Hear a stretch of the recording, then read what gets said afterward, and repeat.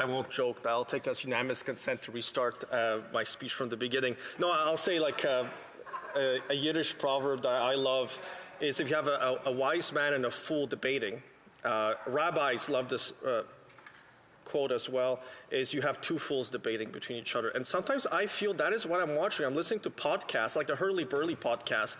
The Minister of Immigration, the new one, has been there twice now.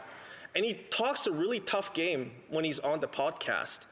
And then he comes here and he sings us a song of how great things are going. And we have an immigration system with a 2.2 million backlog in applications. I have been told everything, that moving to digital would fix it, a new system, more people. This department has more than double the staff, double the money that it had in 2015, and nothing is getting better. That is pretty much static.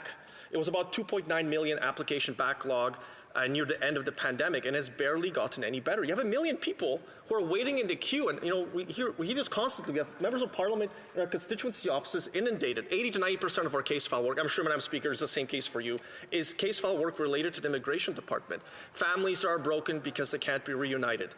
Small businesses locally who are missing that one critical person to fill a gap so they can then start hiring other fellow Canadians to fill the jobs needs, and they can't do it. International students who maybe have changed their college, or they're going to a different program, or they're applying for a postgraduate work permit, and then they're being told, no, you can't do that anymore, or they apply, then they're out of status, they lose their temporary jobs that they had. And all of these are related to the customer service levels at the immigration department, which has not gotten better. That is rarely something I hear from the minister being addressed. And so it is a concern for Conservatives. It continues to be a concern of ours that the service levels are poor, the immigration backlog continues to be very high, and nobody there seems to want to take responsibility in the moment when they're making the decisions. It's once they leave the department, and I think we're on number 5 or number 6 of immigration ministers so far, after almost nine years. And it's still not getting better. It's still not improving, except for the rhetoric amongst the cabinet ministers who are accusing each other of getting the system out of control and making it a mess. And again, I'm not the one saying that. I am quoting 2 ministers who are having this public fight amongst each other on whose fault is it. And they're pointing fingers at each other. That's the most incredible part of it all. And they're blaming each other. Honourable Parliamentary Secretary, the Government House Leader. Madam Speaker, again, I want to focus in terms of the times in which I was in opposition when we had the Conservative government, and another program when he says, well, we didn't have backlogs. Well, you know, Madam Speaker, I recall the backlog for experienced workers that got so long that what the then Minister Kennedy did is, as opposed to dealing with it, he literally hit the delete button. Hundreds of thousands of people that were in stream were actually deleted out of the system.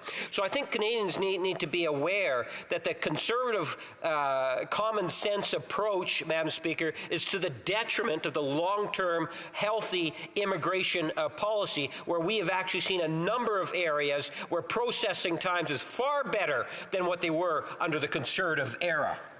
The Honourable for Calgary-Shepherd. Thank you, Madam Speaker. So the member is wrong. When the Paul Martin government was defeated in 2006 and a new Conservative government took over, it took a few years to realize that, in fact, there was a 6 to 8 million application backlog created by previous Conservative government, previous Liberal governments. And at that time, the decision was made to reset the system to zero because there was no way to fix it. Liberal governments from the 1990s to the early 2000s had basically broken the immigration system back then, like they've broken the immigration system today. And the decision was taken to return people's money in their applications to restart the system at zero. That was their fault. Now, let's talk numbers, because I have the numbers for 2015. So in 2015, according to IRCC, study permits took 31 days to process, work permits took 42 days to process, temporary resident visas took 13 days to process. In April 2023, study permits took 88 days to process, work permits took 62 days to process, temporary resident visas took 72 days to process. Those are bigger numbers than the first ones. Right, Madam Speaker?